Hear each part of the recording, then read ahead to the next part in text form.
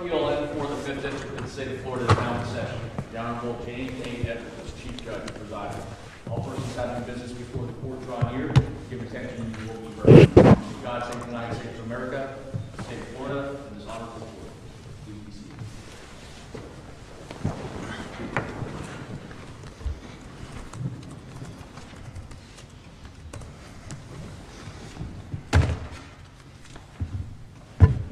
Good morning. Welcome to an oral argument session here at the 5th DCA, live and in person. And I've been introduced. To my right is Judge Joe Boatwright. To my left, we have John McIver. I'm very pleased now that they're seasoned on the court for way more than a year now. We have several cases this morning. Each will have 20 minutes per side. Typically, we reserve 5 minutes for rebuttal. If you want anything different, let me know, and I'll be happy to change it. I think you're all very familiar with the clocks and lights, but in green, you've got plenty of time. Yellow, you're into your rebuttal time. Red, it's time to stop. The time that shows on the clock is your entire time, and there's not any extra somehow hiding there for more rebuttal time. So, our first case is 23-1100 O'Brien versus Mullen. And counsel, whenever you're ready.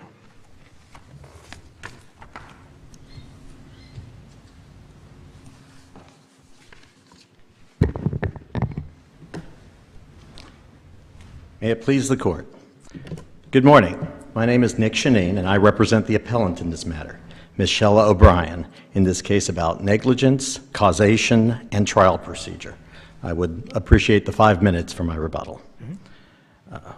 As this court's aware, the initial brief framed several issues for a trial that was replete with a number of situations that we have alleged to be error, and we're looking to this court to help correct those errors. That said, I must start by removing one of those issues from this court's consideration. Of the 3 issues listed, the first one regarded directed verdicts, and we urge strongly that those directed verdicts are error and should be reversed. The third regarded three different evidentiary issues, all of which were, we believe, decided incorrectly, and each of which cost the plaintiff her opportunity for a fair trial.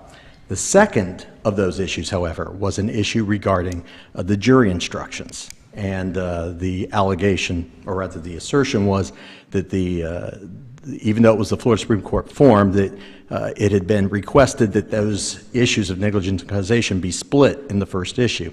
And while that is true, subsequent parts of the record make it clear that our counsel elected to not seek that same remedy when it was sought by the other side. And fair is fair. That is not a preserved issue, and therefore we do not request reversal on that issue.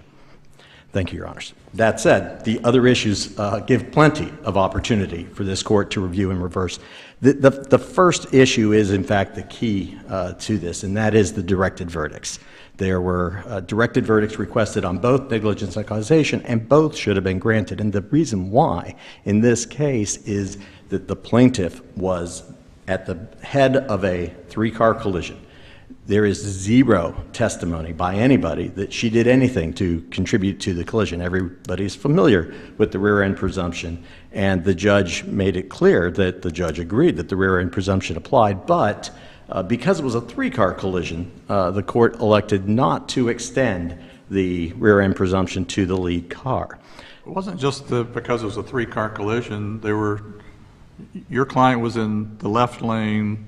The first collision happened in the right lane, if I'm not mistaken. And then there was an issue as to whether there was even a collision between those vehicles and your client's vehicle, correct? Well, that is the argument that was fashioned in the closing argument by trial counsel below. The problem is that's in the testimony, as Judge Edwards stated, correct? I mean, that was testified to, correct? The left lane, right lane issue evolved. It wasn't an issue in the case until there was a couple of questions. She had actually testified she was in the right lane, but she did not correct counsel when he asked her if she was in the left lane. The left lane, right lane issue, it's simply not material to, if she gets impacted from the rear, she gets impacted from the rear, even if she was shifting into the... Isn't that the whole point? Whether she was actually impacted at all? That, Your Honor, is the point. But here's the... And does not left lane, right lane go to that question? We believe it does not. It could if they had had anybody, an accident reconstruction expert, a witness who said, oh, but she veered into it. A body mechanic shop guy from the Acme repair shop down the street to say, yep, that didn't cause that minor little dent there. That didn't happen from this. Anything that equals actual evidence, but instead, this is the closing argument asking the jury to completely speculate, to do the one thing that jurors are not allowed to do. And that is why we cannot allow for this case to have been decided on an issue of negligence when there was no evidence at all about negligence.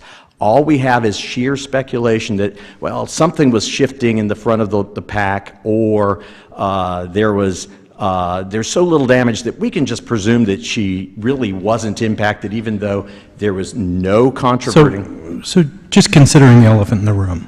Sure. Essentially, without saying it, they're very politely saying that your client was lying about the entire thing and was not hit. That is their assertion, and that's fine to However, have. Okay. if they had made that assertion out loud, would the things that you're saying are out of bounds still be out of bounds? Then doesn't it all just go to credibility?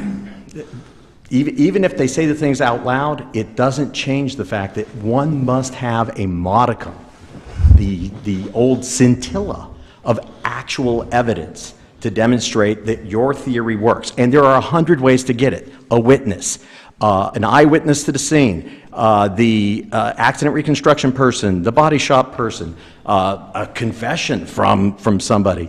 There are lots of ways to get that. We don't have any of those. All we have is sheer speculation that, well, she doesn't seem like she should have gotten hurt from that. And you're allowed to think that, but you're not allowed to ask a jury to grant you a defense verdict, the other kind of DV, for sheer speculation. And that's... I thought Mullen testified that she, and I'm not sure whether she felt or heard, it may have been both, one impact. And when you take that testimony combined with Ms. O'Brien's testimony that, you must have been hauling ass, you really hit me hard. One place it's described as a heavy hit or hard hit. The other one is described as a moderate or mild. But I mean, it's not like you just tapped me and my neck hurt. I mean, she described it as a real significant impact, and agreed. It's not certainly clear as day, and the fact that the one witness wasn't allowed to testify quite properly, I think, but that's what you have.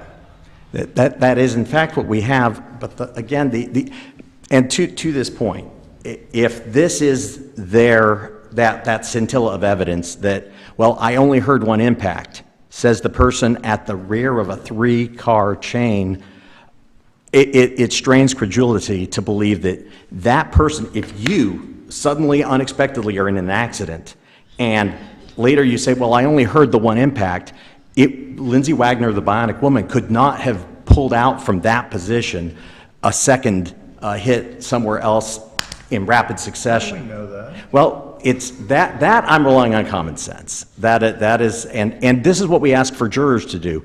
The difference is, Your Honors, that common sense is fine, but we still need some bit of proof, some bit of actual proof. And if that's what we're hanging our hat on, that a witness says, well, I only heard one impact, when they're the rear impact of a 3-car chain, I just don't believe that qualifies. But your client's credibility was not at the head of the class, let's put it like that. This is...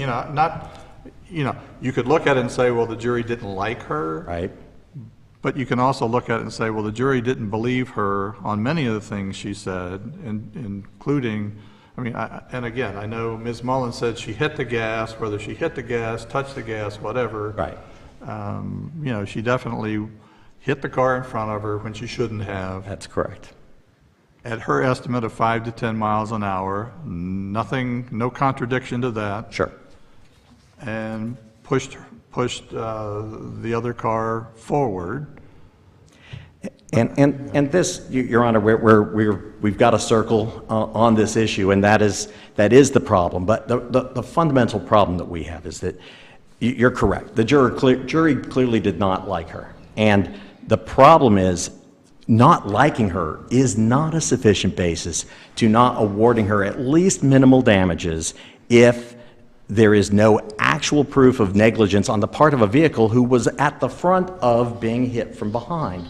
That's all we're saying, Your Honors, and that's Not believing her. I mean, they're free not to believe her. that is correct. But the courts have made clear, Blankenship v. Davis, that a jury is not free to ignore essentially unrebutted evidence. And our argument is that a belief by the person 2 cars behind that, well, I am unaware of how she got hit, when she admits in her testimony, I don't know if she got hit or not. That was her testimony. But a heavy hit or a mild hit or a moderate hit, however you want to frame it, Sure. does something typically, and you know, again, you say use common sense, it does something typically to the car that was hit. And here, Well, no parts replaced, the bumper was taken off, cleaned up, painted. Nobody knows if there were, I mean, the testimony was nobody saw any damage, correct? that's the testimony. However, Which is evidence. which it is, except that evidence is actually directly rebutted by the only proof that we have of the damage to the vehicles, which is that all 3 vehicles had repair estimates, including the middle vehicle, which did have damage noted to the front of the vehicle. Is it a lot of damage? Is it a crushing, No. And would she have probably served herself better by testifying that it wasn't a major hit, but I still had these effects? Yes, that would have been a much easier case for the jury to get a hold of. But we find our plaintiffs as we get them, and in this case, she might not have been likable, and she might not have been the quickest with the phrase that would enamor herself to judge or jury. But it doesn't change the fact that where there is no actual proof of a person at the front of a collision of negligence, that person should be granted a directed verdict on negligence. And then, when we switch over to causation, that person should also receive, at a minimum, the diagnostic and other aid that must come when you are impacted by an injury. And every single physician, including the IME physician on the defense side, says, yeah, no, I think that's reasonable, related, and necessary. They don't say that her injury is permanent, and that's where there was much discussion and debate, and that's fair. Sure. So the presumption from rear end notwithstanding, you still do have the burden of persuasion on the front end by preponderance of evidence that you actually were hit from the rear end. That is correct. And to that, we return back to the issue of if there is any actual proof, not speculation, that she wasn't hit, because she's super clear. Her testimony, there is no debate about it. I got hit, and she says moderately or even hard, depending on how when you want her testimony.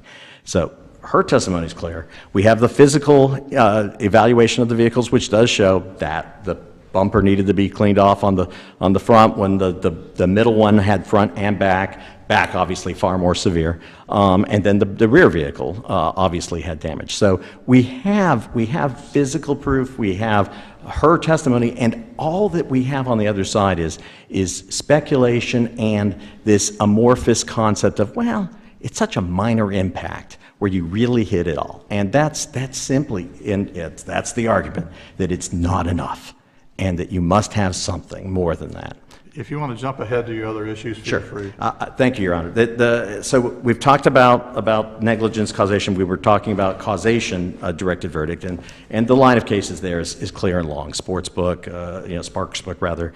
It was, there's a long line of cases. Now, they have argued that, well, wait, there's a new exception to those rules. And the exception says, okay, that's true, but in the instance of one of these special categories, now a jury is allowed to say even that diagnostic testing probably isn't appropriate.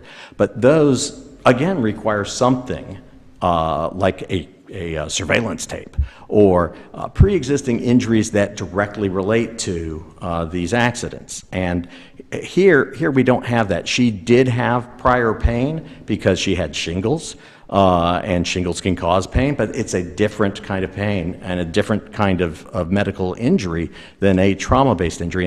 And none of the physicians, identified anything other than, that would make sense from a trauma-based injury.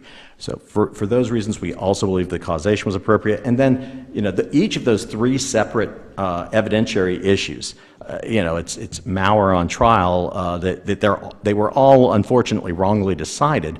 The question is, does it matter? And our argument is it does matter. The reason why that matters is because that if we're not being given a directed verdict on causation, and we have to prove that these damages are related, and then you are limiting the testimony of her physician and herself about her current treatment, if you are limiting her ability to impeach their primary physician on something that is, they claimed it was work product, and to their credit, in the brief they've switched from work product to other arguments. But either way, impeachment of their primary physician is absolutely fair game and should have been permitted. And then the last was, of course, her before and after witness being excluded when there was zero surprise about that before and after witness. In fact, their attorney called her a before and after witness long before our counsel first came up. I see that I have now reached my rebuttal time, and I would like to reserve the rest for then. It's fine, thank you. Thank you, Your Honors.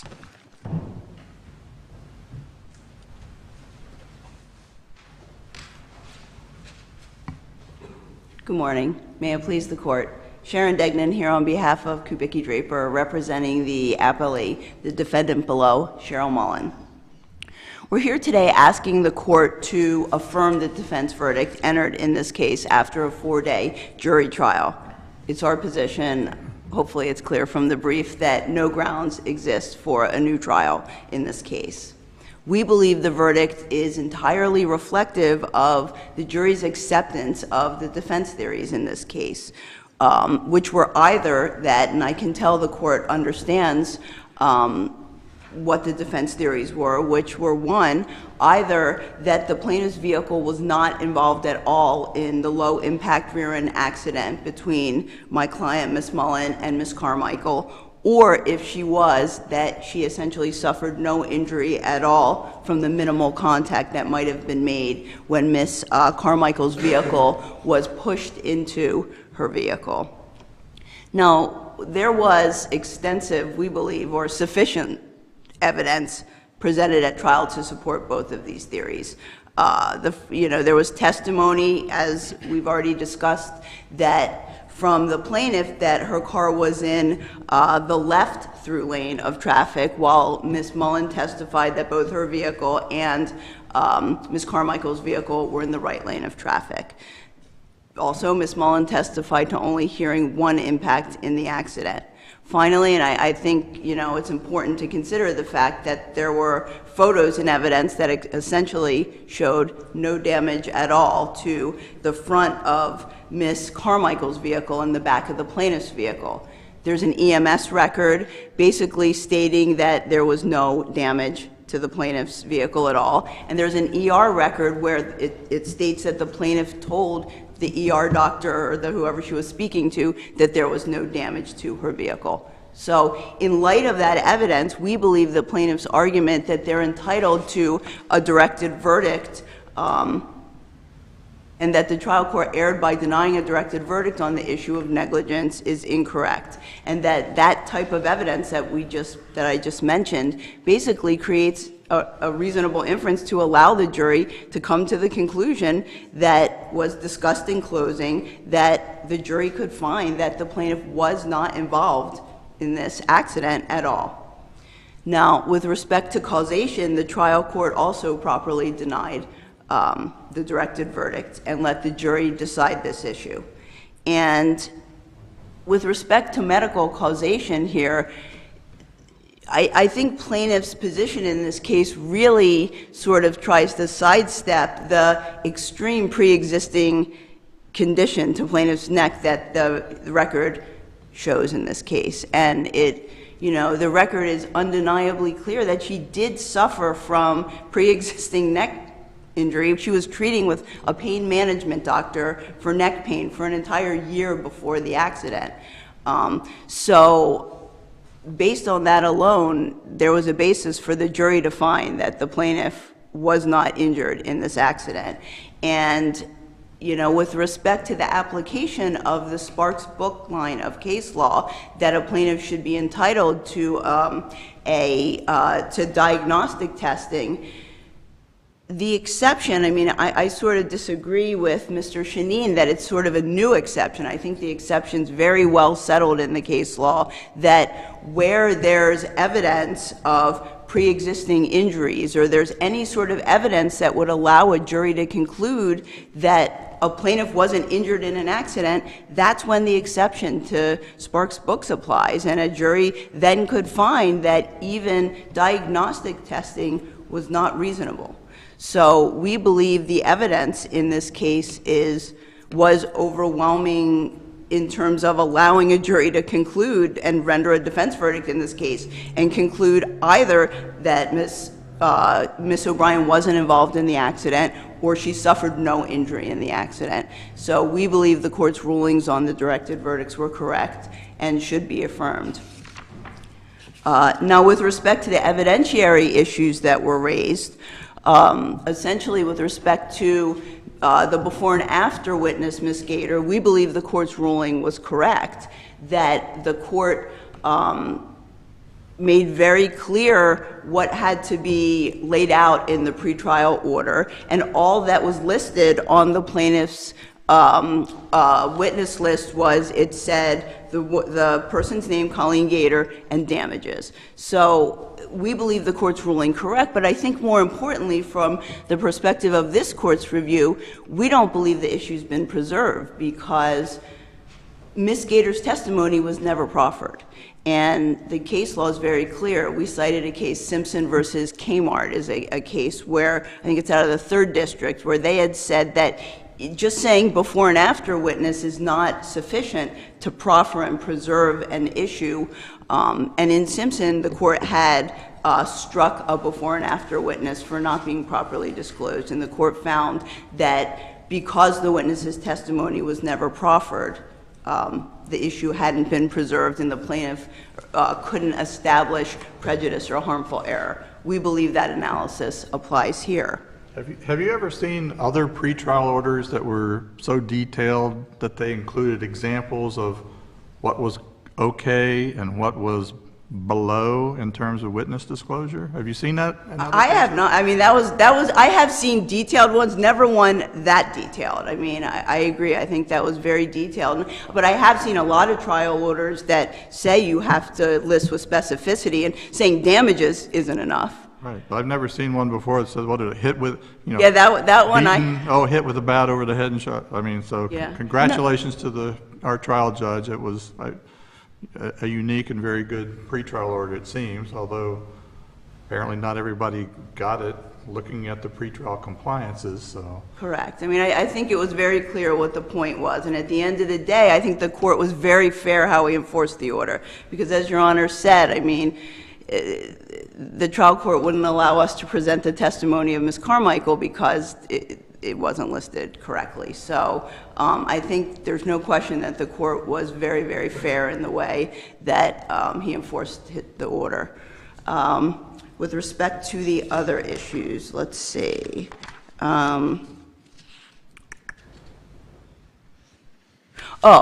One of the other plaintiff's arguments the plaintiff makes in their initial brief with respect to the evidentiary issue is that they were prejudiced because they were not allowed, the plaintiff wasn't allowed to testify to the future medical expenses. The court said, again, that it hadn't been properly disclosed, or the court said the plaintiff couldn't testify. Now, Dr. Morial, who was the chiropractor in this case, did present the exact same testimony. And we laid that out in the initial brief, that the jury did hear that testimony. So again, in light of that fact, we don't believe there's anything wrong with it, but even if you could say the court should have allowed, the jury heard the testimony. So again, there's no harm, there's no damage. And then the final issue plaintiff raised in terms of the evidentiary issues is the issue of the plaintiff's counsel not being allowed to impeach Dr. Stanley, who was a defense doctor, with the fact that his final report wasn't finished until after he had been listed by the defense on their witness list. And again, what the court found is that that's not a valid form of impeachment, and when Dr. Stanley was listed, doesn't impeach him, because at the end of the day, there was no predicate laid to show that plaintiff, I think, was trying to imply that his name was listed when he hadn't even looked at any records, and that just simply hadn't been shown in the records. So again, we believe the court's ruling was correct, and there was no harmful error shown with respect to that. And at the end of the day, we believe when the court performs the harmful error analysis required under Florida Statute 59.041 and looks at the entire trial in this case, there is no way to come to the conclusion that the jury's verdict, that this was a miscarriage of justice, or that there were any errors that justify reversal in this case. We believe that all of the rulings that the court made were correct. There's a number of preservation problems, and there's just no basis to reverse. So at the end of the day, we'd ask the court to affirm the final judgment in this case. All right, thank you very much.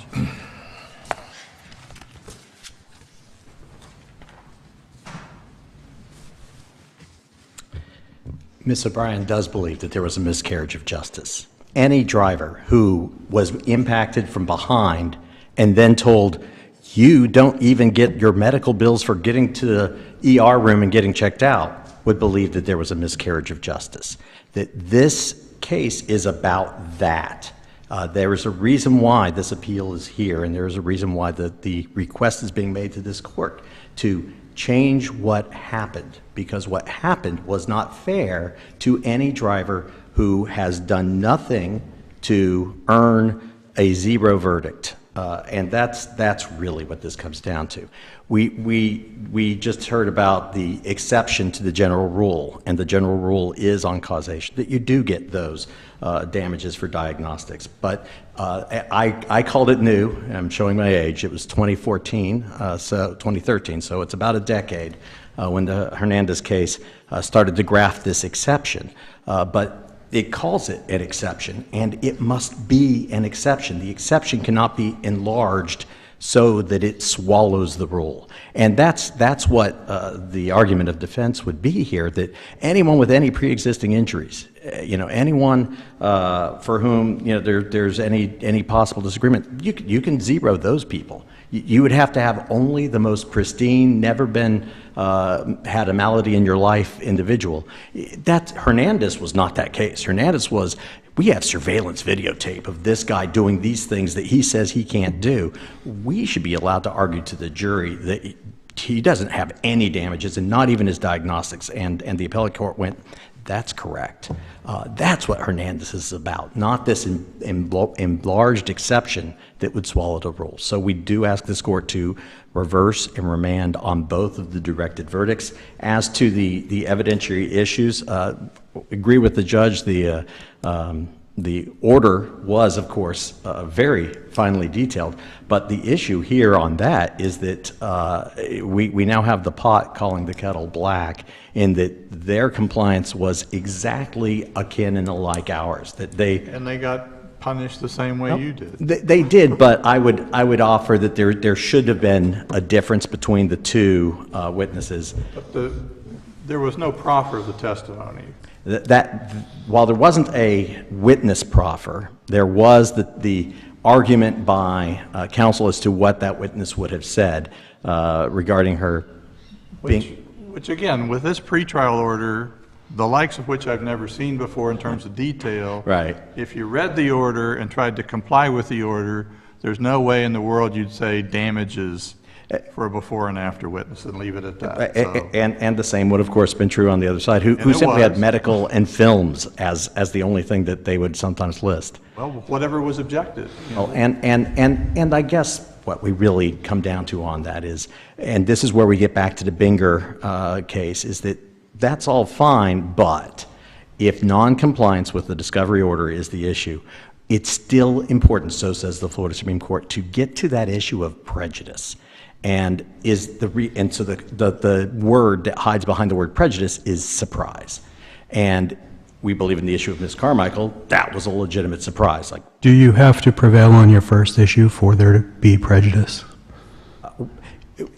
for there to be prejudice, no. For us to secure the reversal, I believe it is certainly a much easier path if this court agrees that the directed verdicts were Well, I guess the question I'm saying is if you don't prevail on the causation issue, right.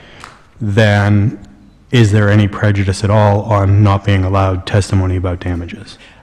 So I think that we have a chicken and an egg here, in that if any of these evidentiary issues are found by the court to be valid and correct arguments that were prejudicial, we believe that those would have provided additional information to the jury, additional context to the jury. We got 5 jury questions from this jury, one of which asking about, C6, 7 type of information. This jury would have paid attention to the information that would have come had any of these objections been sustained and thus permitted to get the additional testimony. So we believe, Your Honor, that yes, we would have a valid argument, even if this court does not agree with us on the causation DV, if instead the court grants one of the 3 evidentiary issues. So for each of these reasons, we respectfully request this court to reverse and remand with instructions to grant the directed verdicts and to correct the evidentiary issues. Thank you, Your Honors. All right, thank you both.